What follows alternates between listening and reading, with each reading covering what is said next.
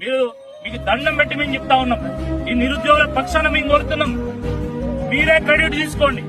కానీ బ్యాక్లాగ్ లో మిగిలిపోయినటువంటి 800 పోస్టులను ఈ నిరుద్యోగ బాధితులతో నింపి వీళ్ళ కుటుంబాలకు న్యాయం చేయాల్సిందిగా నేను కోరుతా ఉన్నాను.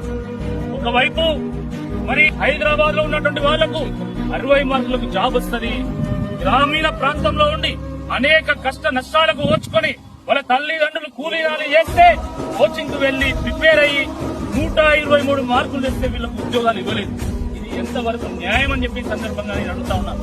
కోర్టు కూడా మానవతా దృక్పథంతో స్పందిస్తున్నాయి, మరి ప్రభుత్వం ఎందుకు స్పందించలేదని అడుగుతా ఉన్నాను. కాబట్టి ఎన్నికల్లో ఈ నిరుద్యోగ యువతను ముఖ్యంగా జియో పార్టీస్ బాధితులను వాడుకున్నటువంటి ప్రభుత్వం ఇప్పటికైనా రాబోయేటువంటి ఈ నెల రోజుల్లో కౌంటర్ దాఖలు చేసి వీళ్ళ పక్షాన నిలిచి వీళ్ళ రుణం తీర్చుకోవాల్సిన ఈ సందర్భంగా మేము విజ్ఞప్తి చేస్తున్నాం. మీరే